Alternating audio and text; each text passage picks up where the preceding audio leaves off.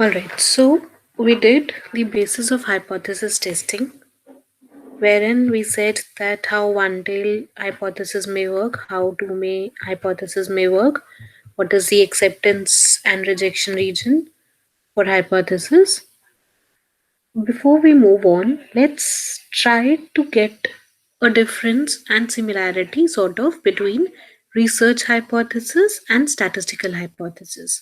So basically what we say that there are two kind of hypothesis. One is called as research hypothesis and another is called as statistical hypothesis. Now, research hypothesis is mainly the research statement or the research problem that we are taking into consideration, whereas statistical hypothesis is the analysis part wherein we apply the statistical tools and techniques in order to find whether what we are putting up in research hypothesis is abiding by the sample that we are taking up or not. So, to make it in a formal manner, we have the research hypothesis is the conjecture or supposition that motivates the research. So, what you are framing that is called as the research hypothesis. For example, a public health nurse may have noted that certain clients responded more readily to a particular type of health education program. A physician may recall that there is certain medicine or measures that work more effectively than any one of them alone. Then the research projects often result from the desire of such practitioners to determine whether what they are thinking or what they are observing is right or not. And research hypothesis lead directly to statistical hypothesis. So once you are able to make a research hypothesis, therein after directly this leads to the statistical hypothesis. And this is nothing but mathematical aid that we'll be making use of to find whether what we are thinking, whether what we are observing, whether we are hypothesizing, that is true as per the sample that we have collected or not.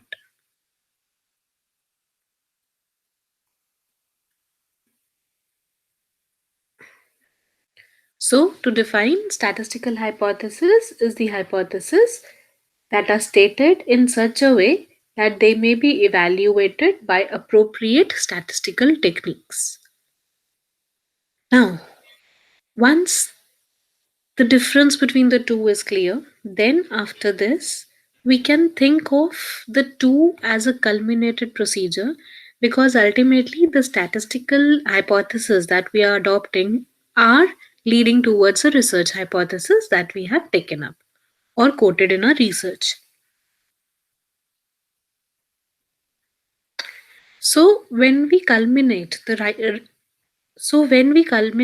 research hypothesis and statistical hypothesis, we can zero down our entire concept of data and calculations in a procedure which is called as 10 steps of hypothesis. So, these 10 steps of hypothesis should be taken care of in the result or calculation or analysis part when we are taking up in any research paper. So we are moving on to 10 steps of hypothesis testing.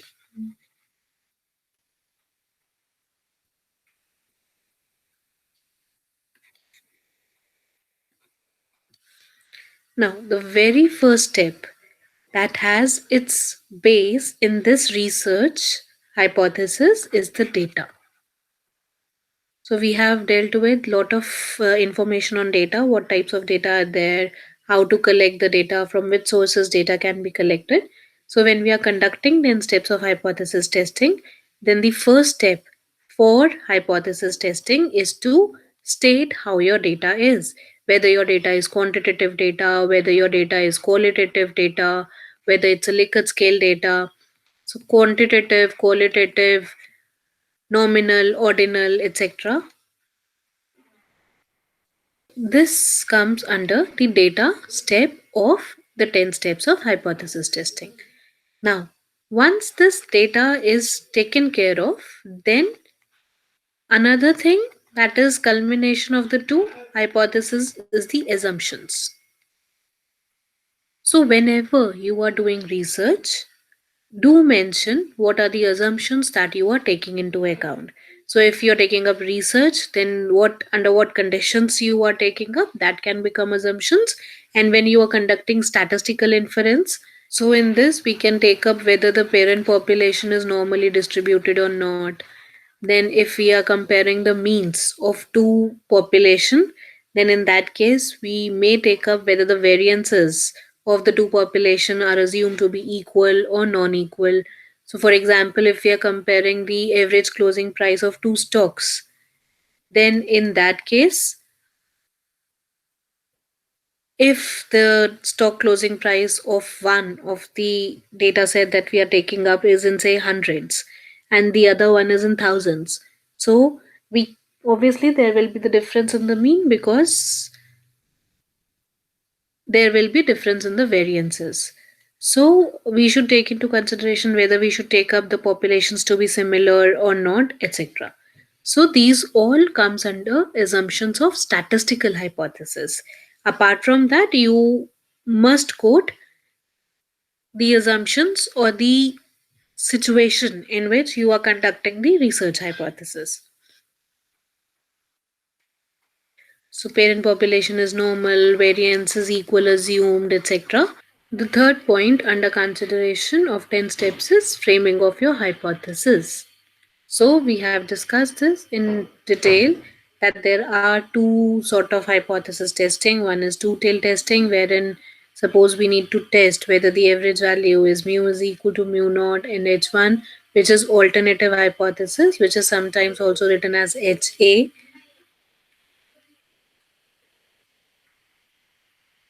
Is this or not? Then this is two-tail test.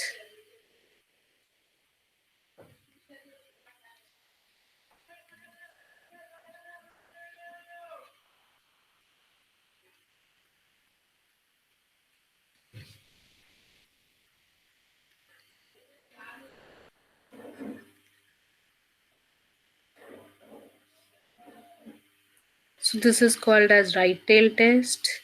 This is called as left tail test. And this is called as two-tail hypothesis testing.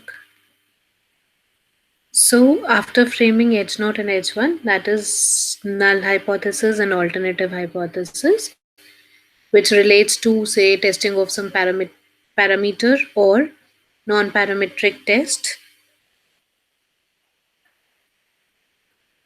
Accordingly, we frame H0 and H1 and taking into consideration two tail, right tail, left tail, we seek the solution to. Now, in this, keep one thing in mind that hypothesis is not a general proving of the statement. We are not proving that this is a universal law. We hypothesis testing is merely indicating whether the hypothesis is supported or it is not supported by the available data. So that means it may happen that you are taking a particular sample, then that particular sample may support this sort of hypothesis that it is in favor of H0, and some sample may not support H0. So it all depends on the sampling that you are taking into consideration. So the sample is the point through which we can find that whether what we are trying to observe, what we are trying to observe is correct or not correct. Then, once this hypothesis is being framed, next important part that comes into picture is called as test statistic. Now, this is completely on the grounds of statistical concepts. So, we'll be just taking up quickly what test statistic mean. Test statistic basically mean that under the hypothesis that we are taking into consideration, wherein we take into account null hypothesis to be true unless and until it is not proven wrong. Then, for testing that, we take up a mathematical measure which is called as test statistic. So, for example, if we are to compute or to find whether mu is equal to 10 or not, for example, we are taking up, say, the Coca-Cola filling bottles, and we want to find whether the liquid in the Coca-Cola bottle is 750 ml or not. Then in that we can go with a test which is called as Z test, and we can compute the test statistics by x bar, where x bar is the sample mean that we are taking up, minus mu, where mu is being studied at mu naught or 750 in our case, divided by sigma by root n. Now this sigma by root n is basically called as standard error of mean. So, if you remember, we took up the concept of converting a normal x to z. And when we were standardizing z, therein we were writing it as x minus mu upon sigma. Now, in taking up the mean hypothesis, we are not writing sigma in the denominator. The reason being that this is not pertaining to x distribution. We are talking now of x bar. X bar is mean of the observations that we are taking into account. And when we plot x bar on x and take their probability on y and assume it to be normal distribution, then the variance of that distribution is sigma by root n and not sigma. Sigma is the standard deviation of the population, whereas sigma by root n is the standard deviation of the sampling distribution under consideration. So this sigma by root n is called as standard error of mean, or it is standard deviation of the sampling distribution that we are taking into account. Now, depending on our cases, like if we have sample size to be greater than 30 and sigma is known, which is usually not known in case of hypothesis, then we can make use of distribution or the test statistic as z. And if we want to draw this, then depending on one tail or two tail, the shape of z distribution is this. And then, so this x-axis is the z-axis, and then we plot this as normal distribution of variance, and this shape that comes into account is the sigma by root n, and the center value is basically mu or mu naught in our case.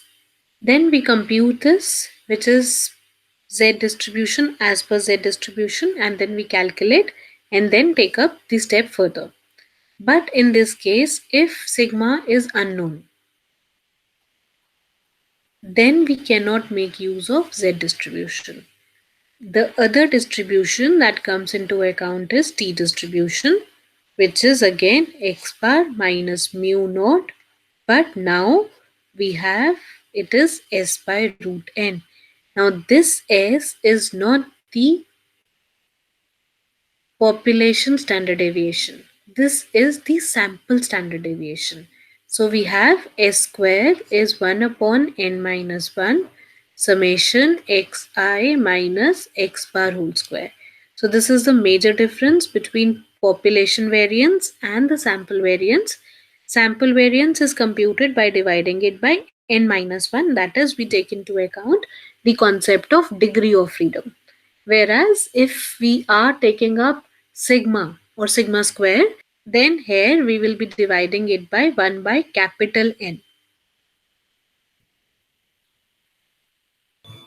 In fact, if we are taking into consideration the Excel software also, then in Excel also var.s compute sample variance, or simple var computes the sample variance, whereas var.p take into account the population variance.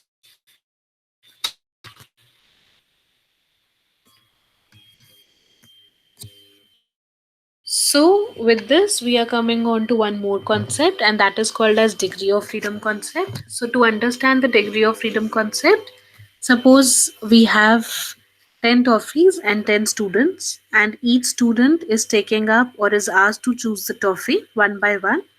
Then if we consider this scenario, then the first child who come has the option of choosing any toffee among the 10 choices. Second will have 9 and so on.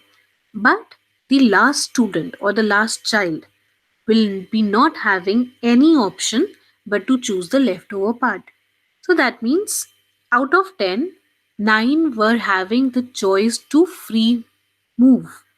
But 10th was not having that choice. So that concept is called as degree of freedom, that is to say how many variables have the independent movement. And with this, we take up T distribution, and T distribution rests its case on degree of freedom concept. Rest T distribution shape is similar to Z distribution. Plot T distribution over here. The difference between T and Z is T is little bit thicker in tails as compared to normal distribution, and second T is flattened as compared to normal distribution. So this is T distribution. T distribution is symmetrical, it has mean as 0, but it has more variance as compared to Z distribution. So wherever we are taking up the case that sigma is unknown, there we can employ or we can make use of T. Suppose we need to find whether the average male height is this figure or not. Then for that, we may take up T distribution, or if n is greater than 30, then T and Z approximately reaches the same value. So we can either employ Z or we can employ T in that case. Now, moving on to more test statistics. Suppose we have to find whether the variance of the population that we are taking up into account is sigma naught square, that is again a particular value, or not. Again, it can be one tail or two tail. So suppose again taking up the example of Coca-Cola filling bottle, suppose we want that we can tolerate the variance of 10 ml, 750 plus minus 10 ml. So that 10 ml is basically sigma naught square, which we are trying to identify. Now, when we are considering the variance, therein we cannot make use of normal distribution because of the simple fact that normal distribution is left tail and right tail, as in it is both positive and negative. It can take positive values as well as negative values, but the matter of fact is sigma square can never be negative. So we cannot take up Z distribution as it is. For that, we take up a distribution which is called as chi-square, which is nothing but square of standard normal variate. So this chi-square distribution is computed using this statistic n minus 1 s square by sigma square, and it is being computed under sigma naught square. So this is how we compute the test statistic for comparison of population variance to a particular stable value, or basically hypothesizing whether the population variance is particular value or not.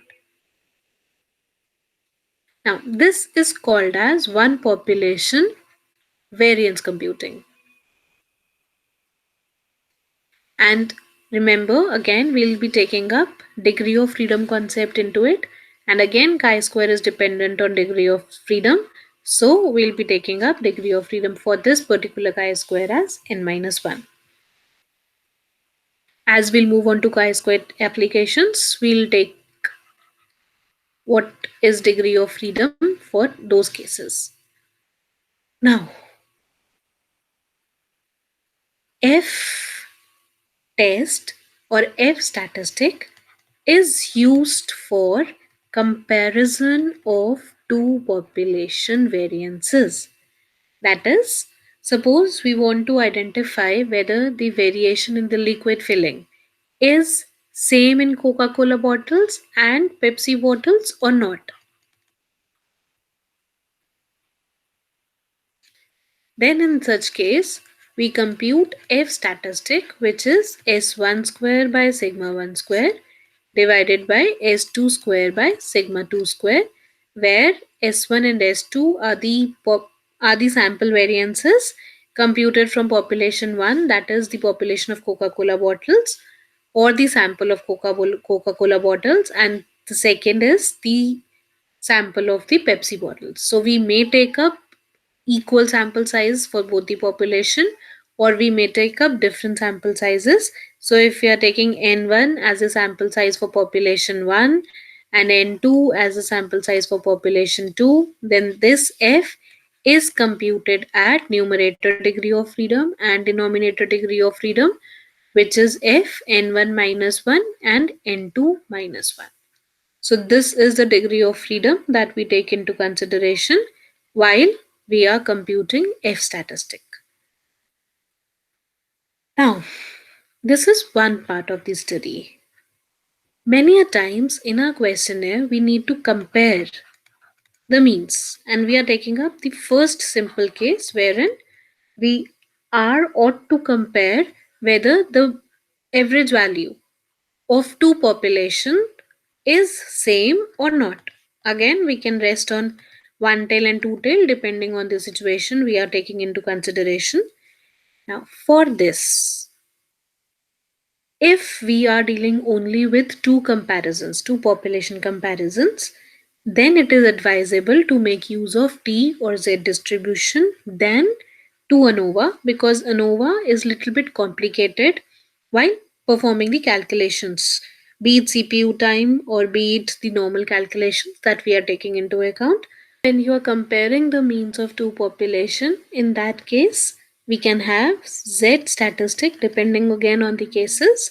Z statistic will be x1 bar minus x2 bar minus mu1 minus mu2 upon under root of sigma 1 square by n1 plus sigma 2 square by n2, where sigma 1 square is the population variance of first population, sigma 2 square is the population variance of the second population, n1 is a sample size corresponding to first population, n2 is a sample size corresponding to second population, x1 bar is the mean of the sample which is being taken from population 1, and x2 bar is the mean of the sample taken from population 2. But again, in this case, sigma 1 and sigma 2 are assumed to be known, and that is why we are making use of Z. But if it is not known, then again we switch over to T distribution. Now, when we are computing T distribution, then under the assumption that the two population variances are equal, that is, the two populations are similar, we can compute again the test statistic using the formula x1 bar minus x2 bar minus mu1 minus mu2 sp square by n1 sp square by n2, and this sp square is called as pooled sample variance. And again, this is T, so T depends on degree of freedom, and we have n1 minus 1 from x1 population, n2 minus 1 from x2 population. So we'll be having the degree of freedom will be n1 plus n2 minus 2. And if we take into consideration the sp square value, sp square is the pooled variance which is given by n1 minus 1 s1 square plus n2 minus 1 s2 square divided by n1 plus n2 minus 2. This will be plus sp square by n1 plus sp square by n2. So this becomes the pooled variance, and we can compute this when we take into consideration that the two population variances are similar. And then we calculate the things. Then the last thing that we are taking, we will be taking up chi-square later, application of chi-square majorly later.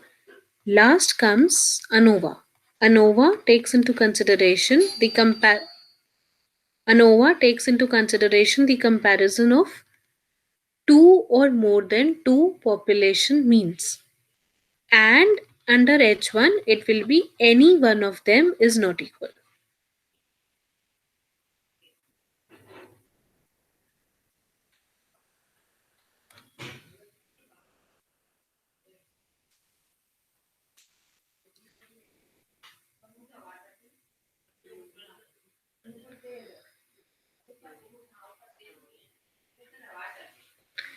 So when we are taking into consideration comparison of more than two population means, we can definitely take it for two also, but procedure is complex. So we avoid and we go for T distribution. In such case, we run ANOVA. That is, we employ the technique of analysis of variance. Please do take into consideration that ANOVA do not compare the variances for more than two population. ANOVA is a technique which is used to compare the means of multiple population averages. So basically, once we have taken up the statistic part, then we move on to fifth step, and fifth step is basically called as the distribution for the test statistic. And the distribution of test statistic we have written along with the formulas that we were taking up. So like this is the distribution of this statistic. So this statistic is being distributed over this distribution. So that means the step 4 is being clubbed with step 5, which is taking up test statistic plus distribution of test statistic.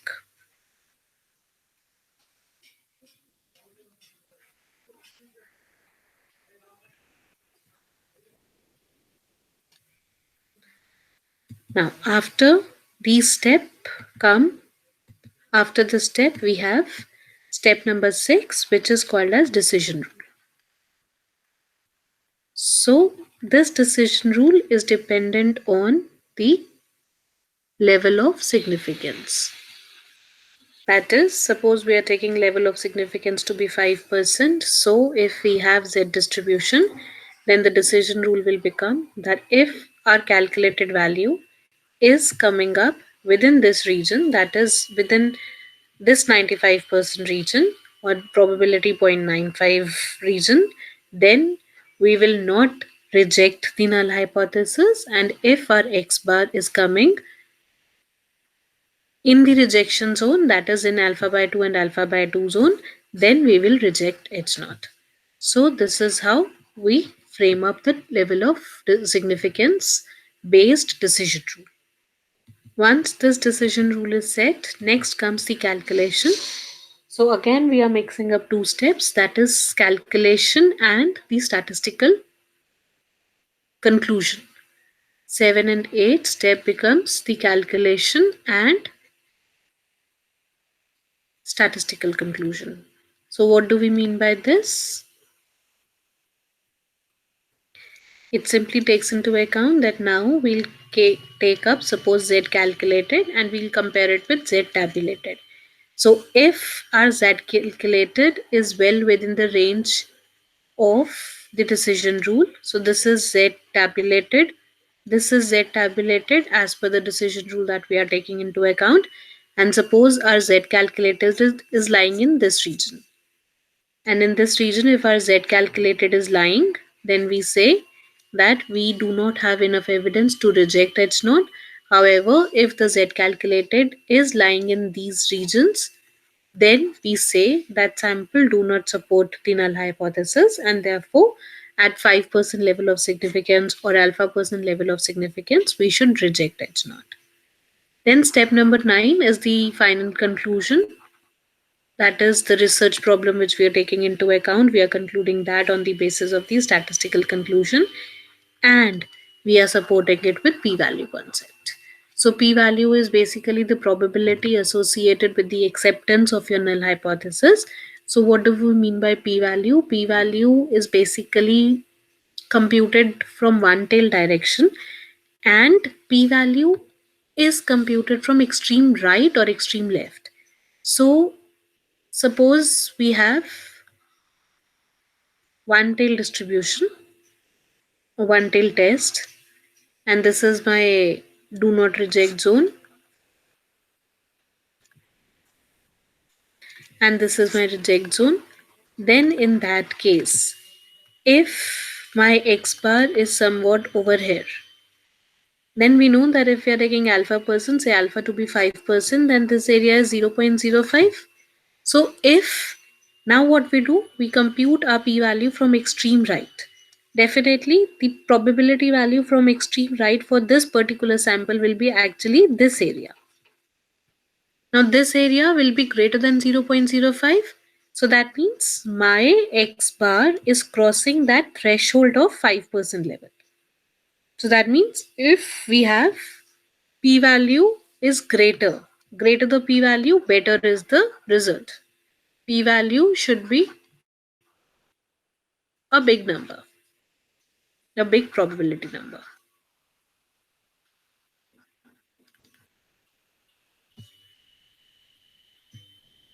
So if we are having p-value near to 0, so that means we are in a position of rejecting h naught. And if p-value is close towards zero point 0.5 in case of two tail and 1 in case of one tail, then we say that we have the chances of not getting h naught being rejected. So, this was the way by which we take into consideration a general follow up on the hypothesis procedure, and then let us quickly take up the cases one by one so that we can find out how actually to go about hypothesis testing, and then we'll switch over to chi-square test, and then we'll take up ANOVA case.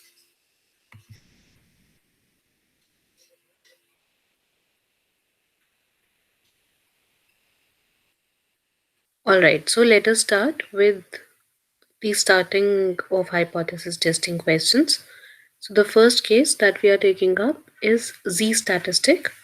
Or basically, we will be taking up the case wherein we will be comparing the population mean. So if we need to test whether mu is equal to mu naught or less than, greater than, or not equal to, so this is what the case we are taking into account.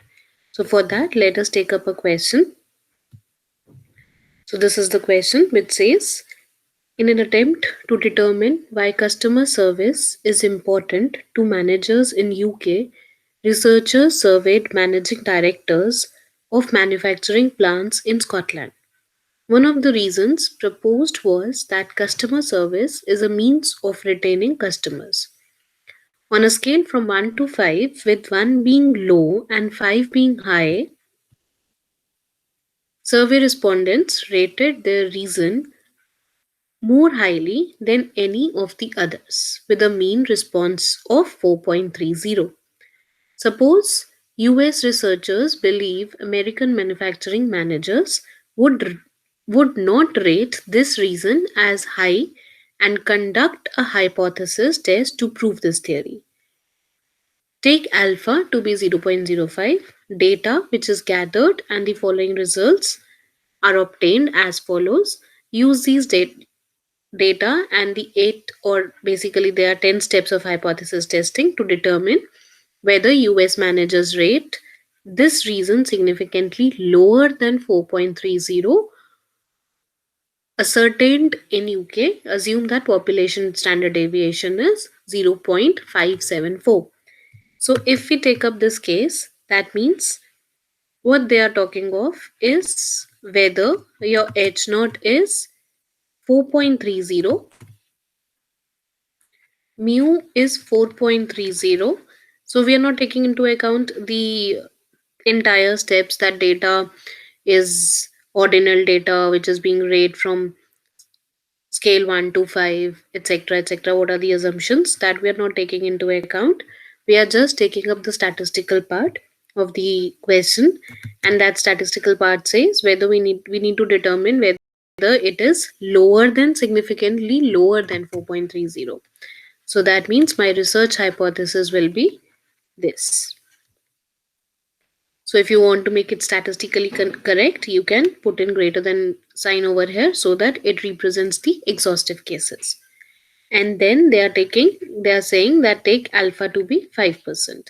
So it's a one tail test, and along with this, they are given that sigma is 0.574. Assume sigma to be 0.574.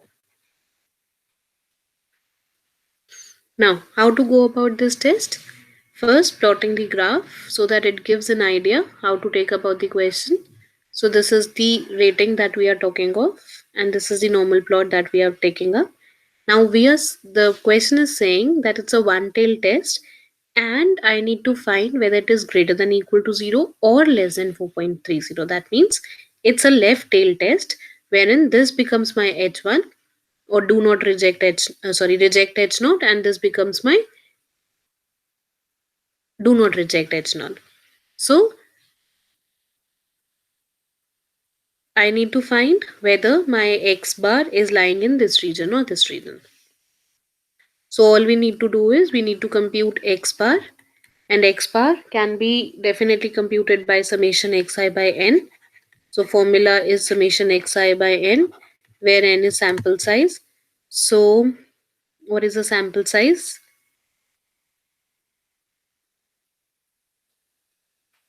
Is that given in question? Let us see. One of the reasons respondents.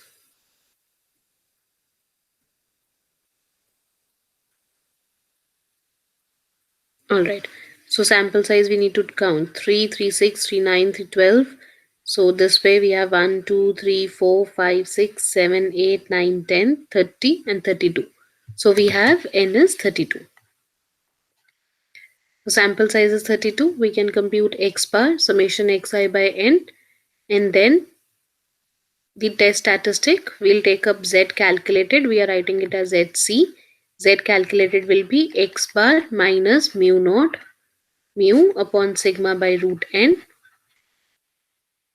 So we'll be having z calculated. We'll be computing x bar minus 4.30 divided by sigma. Sigma is 0.474 divided by under root 32. So now if we take up the calculation part, we have, let us take up figures. So we can definitely calculate this by pen and paper, but let us copy it over here.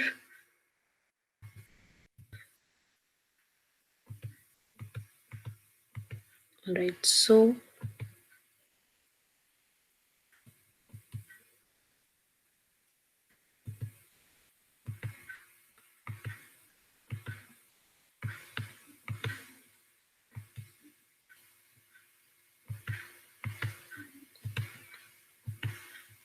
alright, so this is the data set. The order doesn't matter, and we need to compare the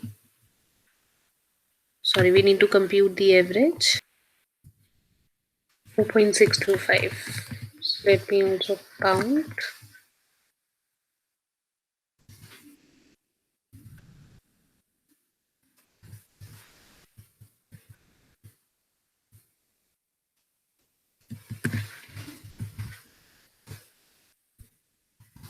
Right, so this is the x bar that is coming up.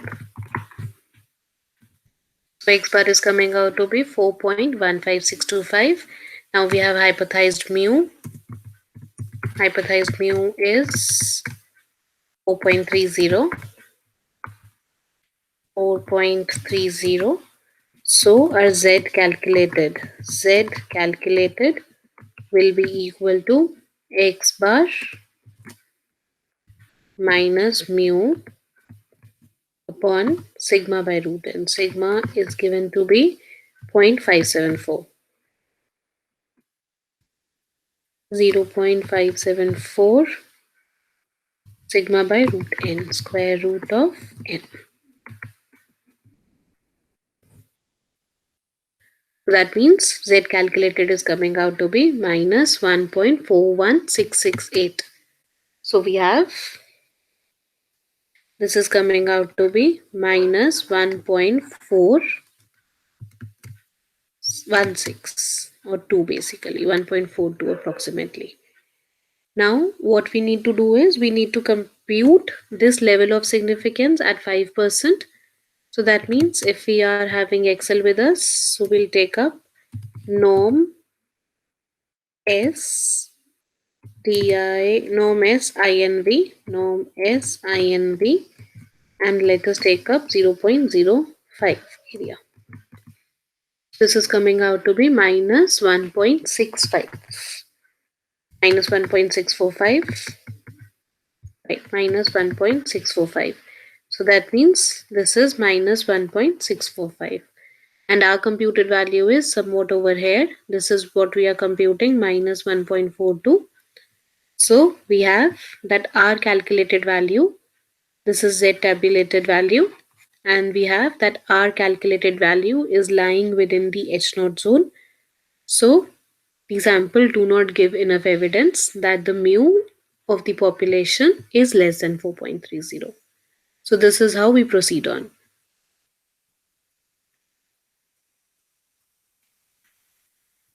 Okay, so we have R Z calculated is greater than Z tabulated in this case, so we do not reject H0. And if you want to compute the p-value, so p-value is given by norm S DIST, normal standard DIST, and Z. And let's take absolute of this value, that will be better. Or no, we can directly take up this Z calculated, norm S DIST. So our p-value is coming out to be 0.078. So that means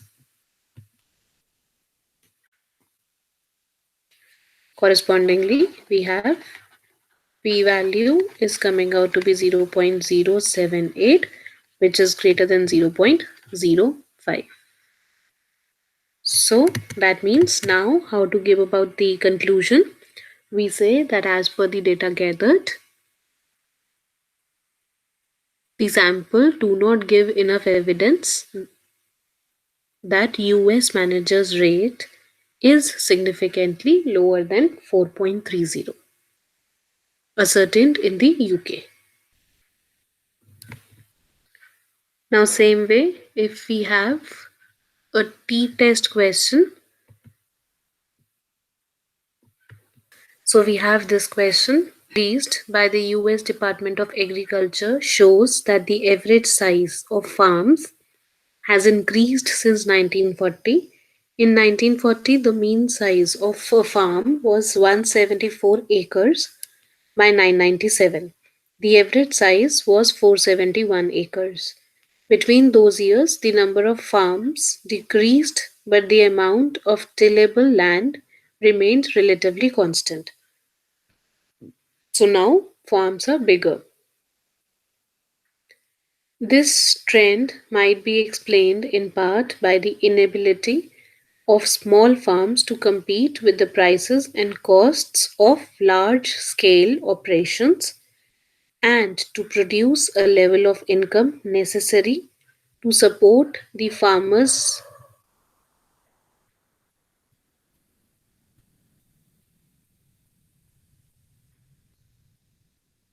inability of small farms to compete with the prices and costs of large scale operations and to produce a level of income necessary to support the farmers' desired standard of living. Suppose a researcher believes that average size of farms has now increased from 1997 mean figures of 471 acres. To test this notion, she randomly sampled 23 farms across United States and ascertained the size of each farm from country records. The data gathered is given below. At 5% level of significance, test the hypothesis. Assume that the number of acres per farm is normally distributed. So that means 471 acres, average size has now increased. So that means in this, we need to test now whether mu is 471 or the research hypothesis will be, the statistical hypothesis will be mu is greater than 471. If you want to make it comprehensive as per statistical mathematical tool or mathematical concept, we can state that H0 and H1 are like this. Now, in this, we are given n is less than 30. So, and sigma is unknown. So that means we can employ T statistic for it, and T statistics is x bar minus mu upon s by root n. And we know that this will follow T n minus 1 degree of freedom. So they are saying that we have 23. So n is 23, number of observations are 23. So that means degree of freedom in this case will be 22. So how to go about it? Let us take up the calculation in Excel again. I'm just taking Excel as a calculator. That's it. Otherwise, SPSS or Excel can give the direct results too.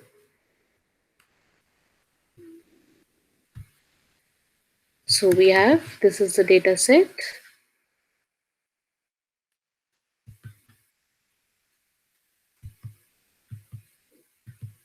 So we have 23 observations. Then we need to calculate average. We need to compute X bar and variance of the sample. Sample variance or sample standard deviation. So X bar will be average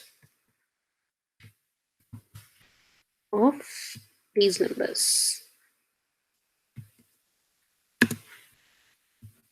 So this is average. This will be var. You can either use var or var s or STDEV, standard deviation. We are not using T because it's not population. We need to divide it by n minus 1. Alright, so we are getting X bar is this, standard deviation is this, then hypothesized mu. Hypothesized mu is given to be 471. 471. That means now T calculated value will be equal to X bar minus mu upon S by root n. So we have S divided by square root of, let us take up count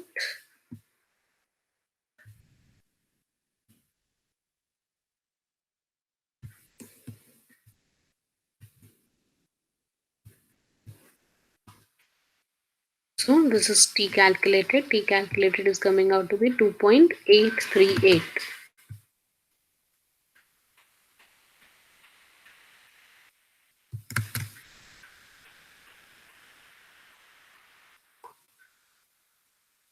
So this is T calculated, which is coming out to be 2.838. So we have T calculated is coming out to be 2.838. Alright. Now again, if we take up the plot, and it is very similar to T. This is greater, so this is do not reject H not zone, and this is reject H naught zone. Alright, so our calculated value is coming out to be 2.838. Okay, now let us take up T tabulated value also. So T tabulated will be TINB. Probability is 0.0, we'll take it 0.10.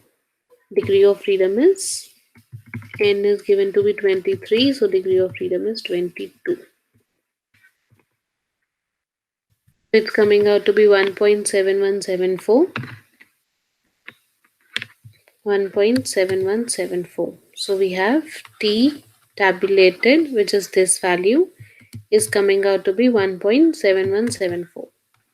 1.7174. That means our X bar is somewhat over here. So since our t calculated is greater than t tabulated, therefore we would say that sample is not giving up enough evidence to accept H naught, and therefore we reject H naught, stating that it has increased. The average size of farms has increased from 1997 significantly. So this is how we take up this question. Then moving on to one of the widely used application of chi-square in research methodology, that is chi-square analysis. So the test is applied when you create two categorical variables from a single population. It is used to determine whether there is significant association with the two variables or not. A chi-square statistic is a test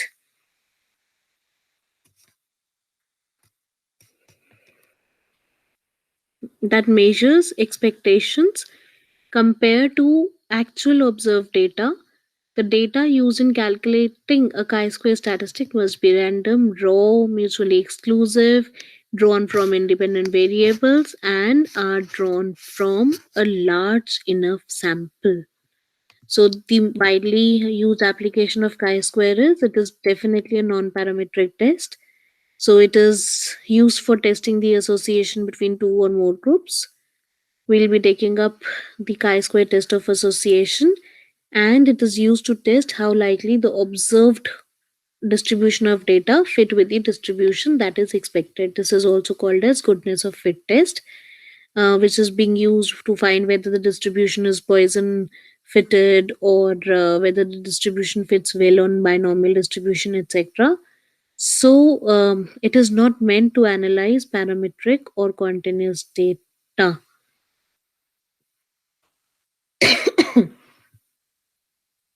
Then there is one more application that is called as test of homogeneity, which is related or which is similar to test of association only.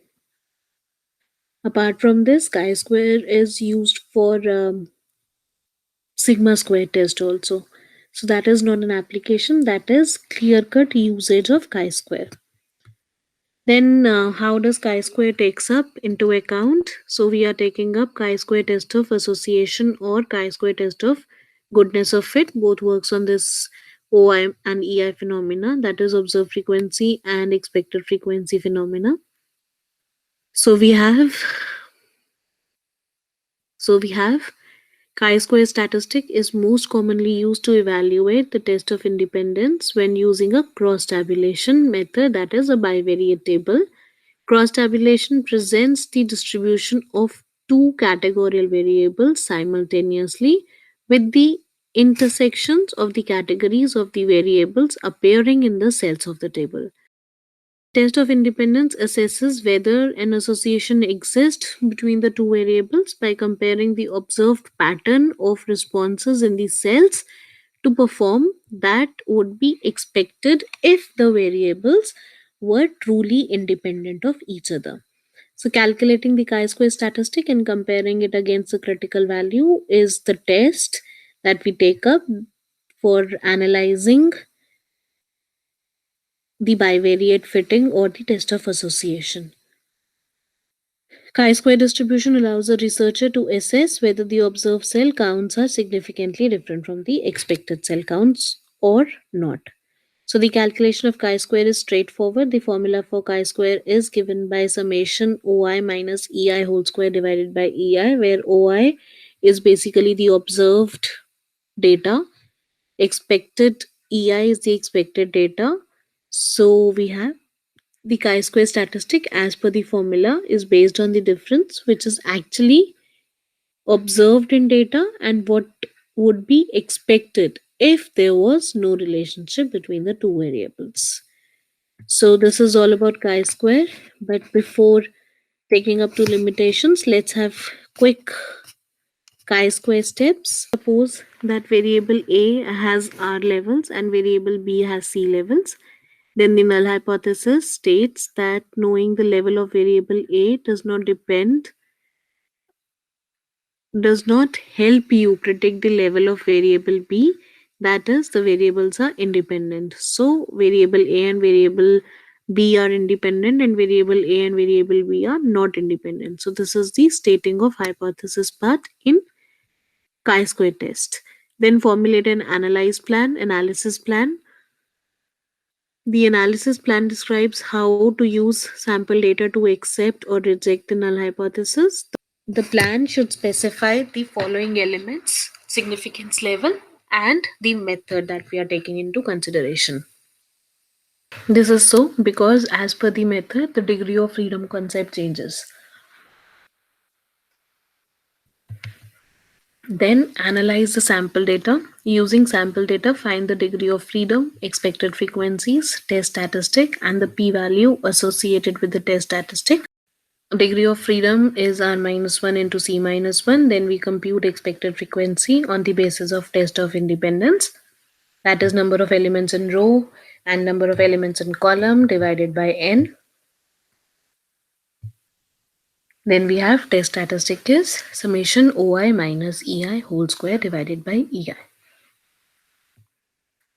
And we compute the p-value, that is the probability value of the sample statistic, which is observing a sample statistic as extreme as the test statistic. We can use chi-square calculator, or basically the Excel or chi-square table, for computing the p-value. Then interpreting the results. So as per the findings, given the null hypothesis, the researcher rejects the null hypothesis if p-value is small. So typically involving p-value to the significance value and rejecting the null hypothesis when p-value is less than the significance level is the final interpretation or the concluding of the chi-square test. Then the limitations of chi-square analysis is definitely chi-square analysis is highly sensitive to sample size, because chi-square is a distribution which is being made from number of observations or degree of freedom only. As sample size increases, absolute difference becomes smaller and smaller proportion to of the expected value. What this means is that a reasonably strong association may not come up as significant if the sample size is small. And conversely, in large samples, we may find statistical significance when the findings are small and uninteresting. That is, the findings are not substantiated and are not significant, although they are statistically significant. Then chi-square is also sensitive to small frequencies. Generally, when the expected frequency of a cell is less than 5, we say chi-square can be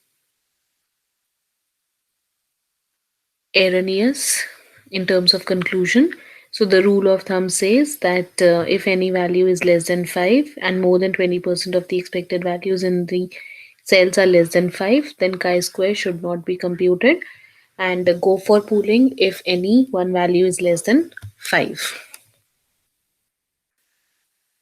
Now, after doing chi-test, let's move on to ANOVA and its calculation. So ANOVA basically separates the variation in the data set in two parts: between groups and within groups.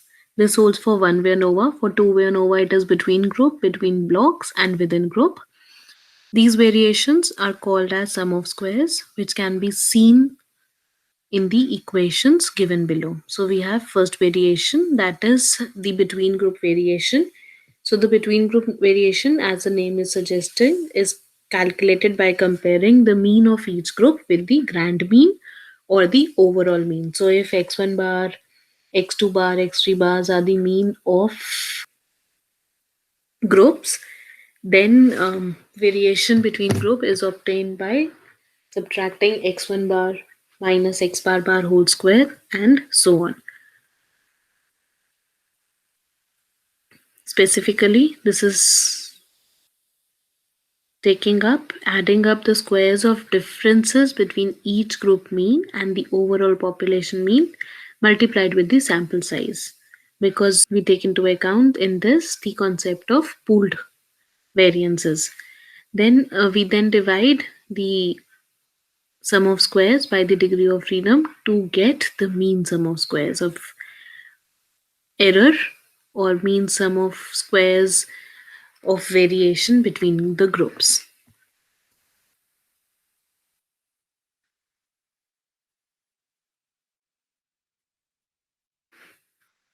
And then the step 2 is basically variation within groups.